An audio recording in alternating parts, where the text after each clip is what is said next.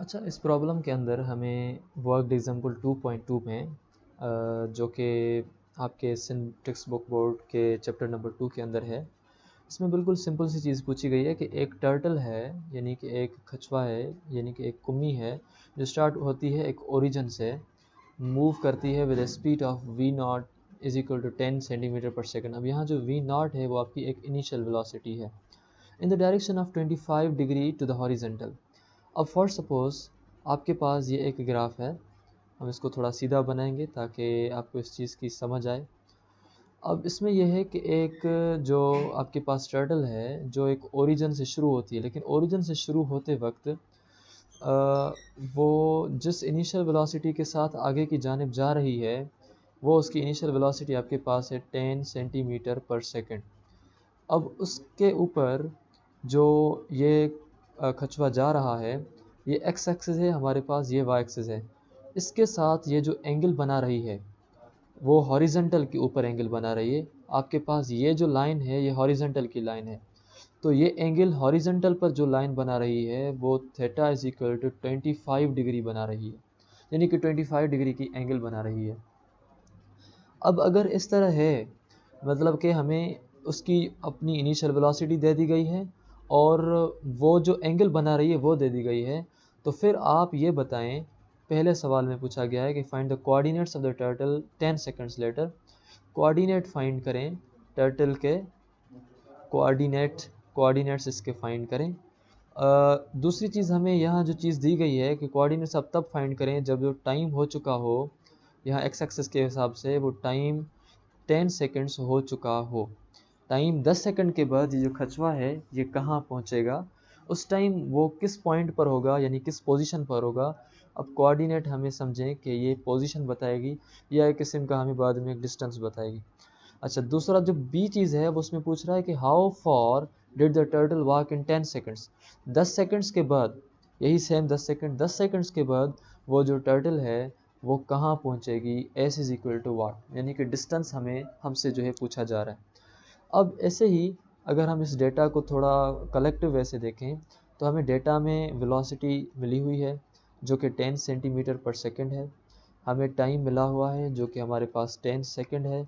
इसी तरह हमसे जो है हमें कोऑर्डिनेट्स पूछ रहे हैं। अब कोऑर्डिनेट्स का मतलब है कि अगर वी नॉट आपके पास है तो आप वी नॉट की एक्स कौन सी होगी, वी नॉट की वाई कौन सी होगी, वो दोनों चीज़ें आपने मालूम करनी है। वी नॉट कोऑर्डिनेट्स पूछने का यही मतलब है। दूसरी बी पोजीशन में से पूछा जा रहा है कि आप जो है वो डिस्टेंस फाइंड करें। तो आपको दो चीज़ें दे दी गई हैं और दो चीज़ें पूछी जा रही हैं। अब ये देखना है हमने कि हम इस चीज़ को हल आखिर किस तरह करें।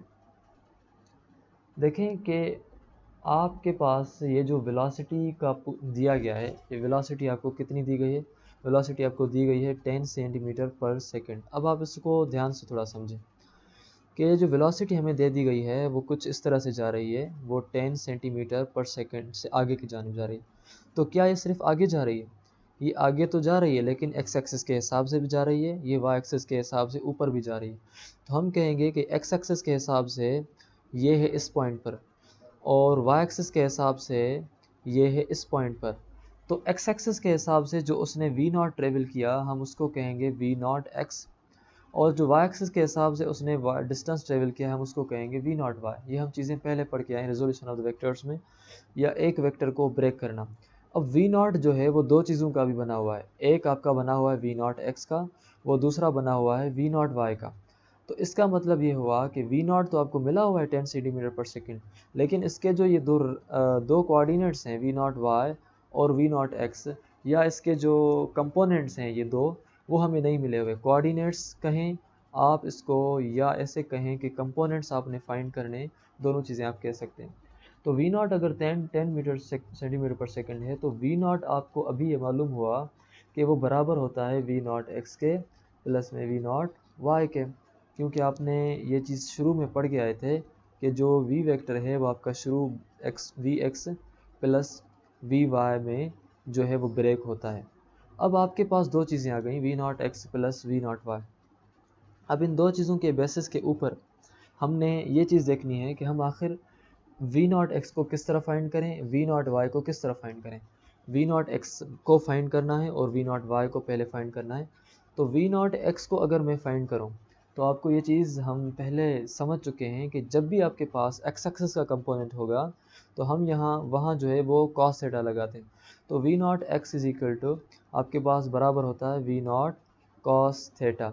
आपने शायद ये पढ़ा हो कि A vector A x is equal to A cos theta. आपने हो सकता है इस तरह पढ़ा हो, या आपने हो सकता है कि इस तरह पढ़ा हो कि v x is equal to v cos theta. तो ये इन फार्मूलाज के बेसिस के ऊपर हमने जो है वो बनाया है we naught x is equal to we naught cos theta. अब हमारे पास V naught x is equal to we naught cos theta तो है, वी नॉट एक्स किसके बराबर है हमने वो फाइंड करना है।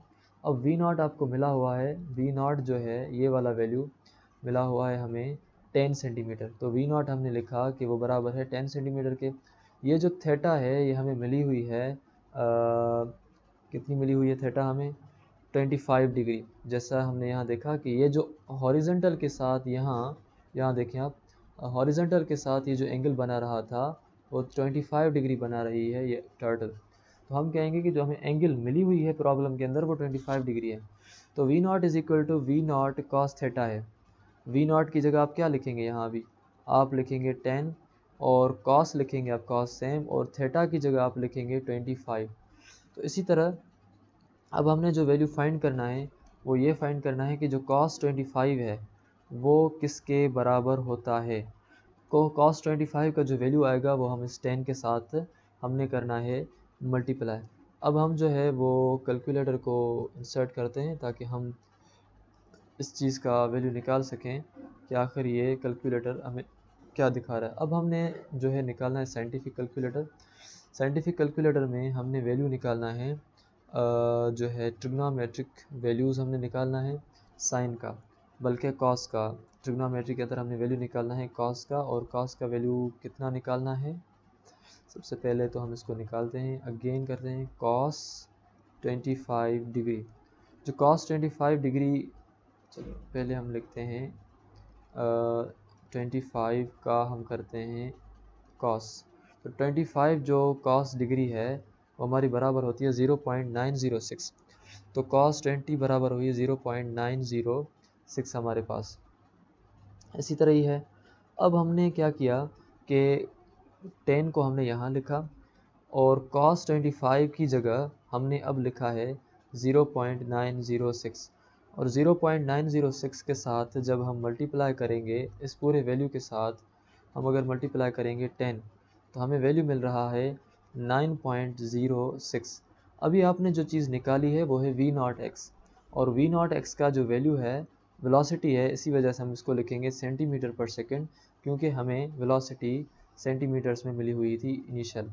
तो वी नॉट एक्स हमारी इसके बराबर हो गई। अब हमने जो चीज़ फाइंड करनी है वो है कि वी नॉट वाई जो है हमारी किसके बराबर है। तो यहाँ अब हम फाइंड करेंगे कि वी नॉट वाई जो है वो किस चीज़ के बराबर है, क्योंकि हमने यहाँ आपने पढ़ा था कि v जो है v x plus v y के बराबर है। We naught is equal to we naught x plus v naught y. तो हमने x तो फाइंड कर लिया, लेकिन अब हमने फाइंड करना है कि y जो है वो किसके बराबर है। तो वी नॉट वाई के लिए हमने ये चीज़ समझी है कि जब भी हमारे पास y एक्सिस होती है तो हम वहाँ साइन थीटा लगाते हैं। तो वी नॉट वाई के लिए हम लगाएंगे वी नॉट साइन थीटा। और इसी तरह हमें यहाँ भी जो वी नॉट का वैल्यू मिला हुआ है प्रॉब्लम के इनिशियल में शुरुआत में 10 सेंटीमीटर है, और थीटा जो हमें मिला हुआ है वो है 25 डिग्री।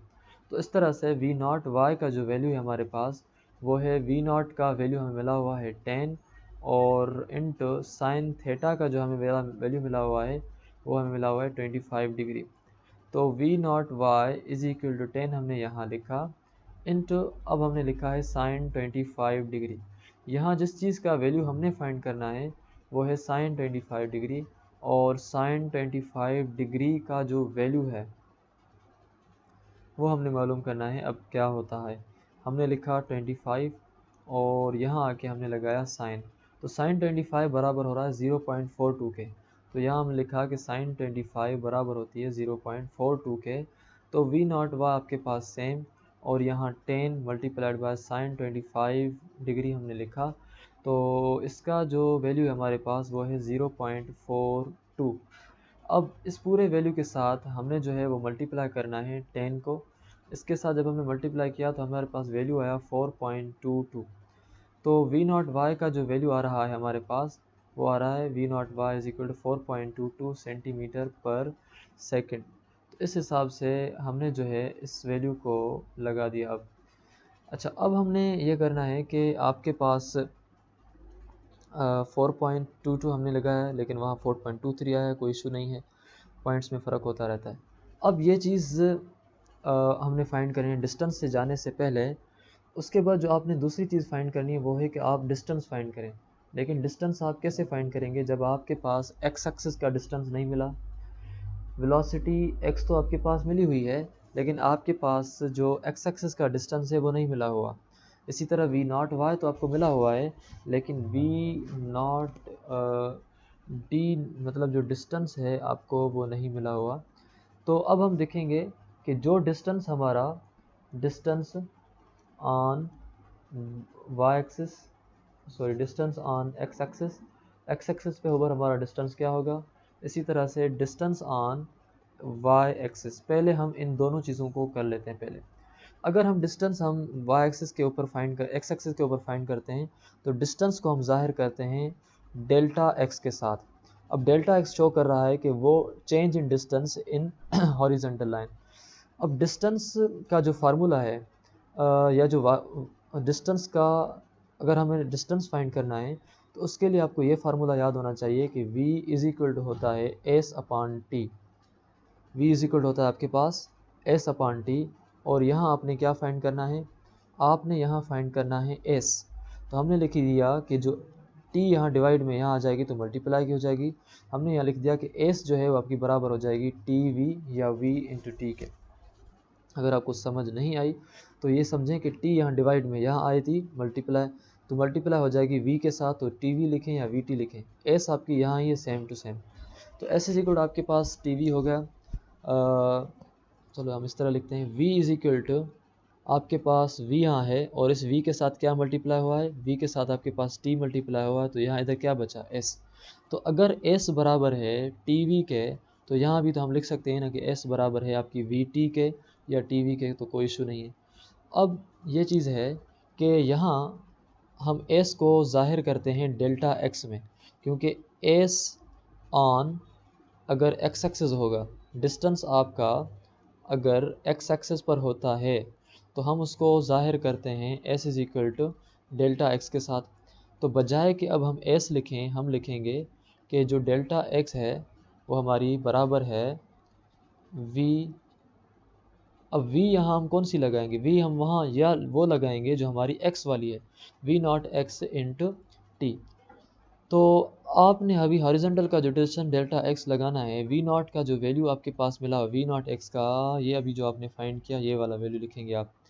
तो v नॉट x का जो वैल्यू है वो है 9.06 था या 66 था, अभी मुझे खुद समझ नहीं आ रहा, 9.06 ठीक है। हमारे पास जो वैल्यू आया वो 9 पॉइंट, चलो बुक में देख लेते हैं क्या है, 9.06 है, ठीक है। अब 9.06 हमने लिख दिया, और शुरू में आपको टाइम का जो वैल्यू मिला हुआ है वो मिला हुआ है 10 सेकेंड डेटा के अंदर। आप यहाँ ऊपर से देख सकते हैं डेटा के अंदर टाइम मिला हुआ है 10 सेकेंड। तो हमने टाइम की जगह पे लगाया 10। तो अब अगर आप 9.06 को मल्टीप्लाई करेंगे 10 के साथ तो क्या वैल्यू आता है, 9.06 मल्टीप्लाइड बाय 10। अगर हम ऐसे करते हैं तो हमें वैल्यू मिलता है 90.6 सेंटीमीटर। तो मतलब ये हुआ कि डिस्टेंस हमें जो मिला है वो 90.6 सेंटीमीटर मिला है एक्स एक्सिस का। अब हम जा रहे हैं वाई एक्सिस का फाइंड करने। तो वाई एक्सिस के डिस्टेंस को हम फाइंड करने के लिए जो है हम क्या लिखेंगे कि फॉर सपोज़ आपके पास ये है, आपके पास वी नॉट वाई। तो हमने लिखा कि चूँकि हमें पता है कि जो v है वो बराबर होती है s अपान टी के, लेकिन हमने मालूम करना है s को। तो t यहाँ डिवाइड में है तो इस साइड जाएगी तो हो जाएगी मल्टीप्लाई की, तो ये हो गया v into t is equal to s. अगर v इंटू टी एस के बराबर है तो एस भी ज़ाहिरी बात है वी इंटू टी के बराबर हो जाएगा। अब यहाँ मल्टीप्लाई दें या ना दें कोई इशू नहीं है, क्योंकि अलजबरा के अंदर मल्टीप्लाई मैटर नहीं करती देना, खासकर जब आपके पास वेरिएबल्स हों। तो s is equal to v into t अगर आपके पास आ गई, तो यहाँ हम कहेंगे कि जो डिस्टेंस हमारा वाई एक्सिस में है, डिस्टेंस इन वाई एक्सिस हमारा जो है वो बराबर होता है डेल्टा वाई के। तो हम लिखेंगे कि जो एस है वो हमारी डेल्टा वाई के बराबर है। तो अगर एस आपकी डेल्टा वाई के बराबर है तो आपका ये जो फार्मूला हो जाएगा, एस की जगह हम लिखेंगे डेल्टा वाई, वी की जगह अब हम लिखेंगे, ये चूंकि वी आपकी वाई एक्सिस पर है तो वी की जगह पर आप लिखेंगे वी नॉट वाई, क्योंकि यहाँ हमें वी नहीं मिली हुई, यहाँ हमने वी नॉट मिली हुई, इसी वजह से वी नॉट लिखा। और वाई हमने इसलिए दी है क्योंकि हम ये वी नॉट वाई एक्सिस के ऊपर फाइंड कर रहे हैं। इनटू में हमने इसके साथ लिख दिया टी। अब आप मुझे बताएं कि डेल्टा वाई आपका वर्टिकल डिस्टेंस किस चीज़ के बराबर होगा। वी नॉट वाई का जो डिस्टेंस है वो है 4.22, टाइम जो आपको मिला हुआ है वो है 10। अब अगर हम इसको मल्टीप्लाई करते हैं 4.22 को 10 के साथ, तो क्या जवाब है 4.22 मल्टीप्लाइड बाय 10, तो हमारे पास जो आंसर आया वो आ रहा है 42.2 सेंटीमीटर। ये आपके पास है delta y is equal to 42.2 centimetre. अच्छा, अब आपने वाई एक्सिस का भी डिस्टेंस फाइंड कर लिया है और एक्स एक्सिस का डिस्टेंस भी फाइंड कर लिया है। अब जो दूसरा सवाल था आपके प्रॉब्लम के अंदर कि आप जो है वो फाइंड करें डिस्टेंस को, ये आप देख सकते हैं यहाँ जो आपके पास प्रॉब्लम में है, डिस्टेंस फाइंड करें। कोऑर्डिनेट्स आपने फाइंड किए थे वी नॉट एक्स और वी नॉट वाई, तो मतलब ये हो गए। अब आपने डिस्टेंस फाइंड करना है। अब डिस्टेंस अगर आपने फाइंड करना है, या एस आप डिस्टेंस को आप एस के साथ ज़ाहिर करें या आप डी के साथ उसको ज़ाहिर करें, कोई भी मैटर नहीं है, कोई भी इशू नहीं है। लेकिन यहाँ ये जो आपका डिस्टेंस है वो होगा आप दोनों का, उन दो चीज़ों का रिजल्टेंट। अब हम इस चीज़ को किस तरह से देख सकते हैं कि फॉर सपोज़ आपके पास ये एक रिजल्टेंट, बल्कि रिजल्टेंट इस तरह हम करते हैं कि आपके पास ये एक ओरिजिन है और इस ओरिजिन से ये जो एक्स एक्सिस वाला डिस्टेंस है, ये वाला एक्स एक्सिस वाला ओरिजिन से शुरू होता है और ये 90.6 सेंटीमीटर आगे की जानिब चला जाता है। ये हमने लिख दिया कि एक्स एक्सिस वाला 90.6 सेंटीमीटर आगे जा रहा है। उसके बाद हमने जो है इसके ऊपर लगाया वाई एक्सिस वाला, ये आपका था एक्स एक्सिस में जो डेल्टा एक्स था। इसी तरह अगर हम, ये ओरिजिन था, वाई एक्सिस में जा रहे हैं तो वाई एक्सिस में हमने कितना डिस्टेंस ट्रेवल किया, आप यहाँ देख सकते हैं कि वाई एक्सिस में हमने इस पॉइंट के ऊपर जो ट्रेवल किया है वो 42.2 सेंटीमीटर ट्रेवल किया है। अब ये भी आपके पास डिस्टेंस है, यानी इसको हम कहेंगे कि ये आपका डिस्टेंस है लेकिन एक्स एक्सिस पर है, और ये भी आपका डिस्टेंस है लेकिन आपका वाई एक्सिस पर है। जो डिस्टेंस आपका वाई एक्सिस पर है तो हम उसको कह रहे हैं डेल्टा वाई, जो डिस्टेंस आपका एक्स एक्सिस पर है तो हम उसको कर रहे हैं डेल्टा एक्स। तो आपके पास एक डेल्टा एक्स है और एक आपके पास डेल्टा वाई है। तो अब हम इन दोनों का फाइंड करना चाहते हैं रिजल्टेंट, क्योंकि ये दोनों आपके एक्स एक्सिस और वाई एक्सिस के हिसाब से हुए। अब आप इन दोनों का रिजल्टेंट जो फाइंड करेंगे, या दोनों का आप फाइंड करेंगे जो रिजल्टेंट, अगर आप इन दोनों वेक्टर्स को मिलाएंगे आपस में, तो किस तरह आप इन चीज़ों को मिला सकते हैं, दोनों डिस्टेंसेस को। दोनों डिस्टेंसेस को जब भी हम मिलाते हैं तो हम जो रिजल्टेंट निकालते हैं, हम किस तरह से निकालते हैं, हम निकालते हैं कि r is equal to a square plus b square, जो भी रिजल्टेंट आपके पास होता है। तो इस तरीके से हम करेंगे अभी delta x square plus delta y square, क्योंकि हमने दोनों डिस्टेंसेस को ऐड करना है। तो डिस्टेंस आपके पास यहाँ जो होगा, आप उसको डिस्टेंस को एस लिखें या डी लिखें, कोई इशू नहीं है, वो होगा आपका delta x square plus delta y square के साथ। अब जो डेल्टा एक्स स्क्वायर आपके पास है वो हमने लिखा डी यहाँ, और ये आपके अंडर रेडिकल यहाँ। डेल्टा एक्स का जो हमने वैल्यू निकाला है वो है 90.6, तो डेल्टा एक्स जो है आपके पास है 90.6, और डेल्टा वाई जो है आपके पास वो है 42.2। Delta y is equal to 42.2। तो हमने यहाँ जो डेल्टा एक्स है उसकी जगह डेल्टा एक्स का वैल्यू लिखा जो 90.6 है, तो हमने लिख दिया 90.6 होल स्क्वायर, प्लस में जो डेल्टा वाई का वैल्यू है आपके पास वो है 42.2, तो हमने यहाँ लिख दिया 42.2 और इसको भी हमने कर दिया होल स्क्वायर। अब हमने ये चीज़ करनी है, आपके पास बिल्कुल इजी काम हो गया कि d is equal to under radical 90.6 का हमने होल स्क्वायर करना है। अब तो यहाँ हम इस चीज़ को किस तरह से करेंगे, आपके पास अंडर रेडिकल कहाँ है यहाँ, और अंडर रेडिकल हम किस चीज़ का कर रहे थे यहाँ, पहले कर रहे हैं हम 90.6 का, 90.6 आपके पास है, और इसका अंडर रेडिकल नहीं बल्कि इसके ऊपर हम 90.6 का 90.6 को हम दे रहे हैं स्क्वायर। तो अगर हमने स्क्वायर दिया 90.6 को तो आपके पास आंसर आया 8208.36, 8208.36 प्लस में हमने उसके साथ दिया 42.2। अब हम 42.2 का जो है वो स्क्वायर करते हैं तो आपके पास क्या आंसर आता है, हमने 42.2 लिखा और इसका हमने किया है स्क्वायर, तो हमारे पास आंसर आ रहा है 1780.8, 1780.84। अब हमने इन सब वैल्यूज़ को करना है ऐड, 8 बल्कि 8208.36 को हमने प्लस करना है 1780.84 के साथ, तो हमें जो आंसर मिला वो मिला 9989.2। तो 9989.2 आपके पास ये आंसर मिला, और ये आपके पास है डिस्टेंस। ठीक हो गया। अच्छा, उसके बाद अगर हम इन सब को जो है वो करें डिस्टेंस, और अगर इन सब का हम निकालें अंडर रेडिकल कि 9989.2 का जो अंडर रेडिकल है वो क्या होगा, तो अब हमारे पास ये है कि हम 9989 मैंने मुफ्त में मिटा दिया, 8.2 का हम निकाल रहे हैं अंडर रेडिकल, तो हमें मिल रहा है 99.945, 99.945, और ये हमें इसका अंडर रेडिकल का वैल्यू मिला।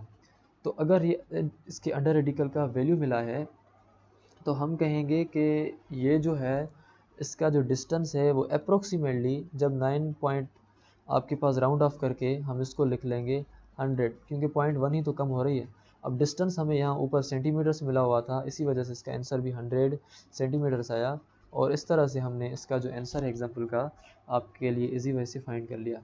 उसके बाद हम जो है एक्सेलरेशन और उससे रिलेटेड जो डेरिवेशंस हैं इक्वेशंस की वो ड्राइव करेंगे, जो कि बिल्कुल एक इजी मेथड होगा जो आपने कहीं से भी और कभी भी किस तरह भी इस तरह नहीं समझा होगा।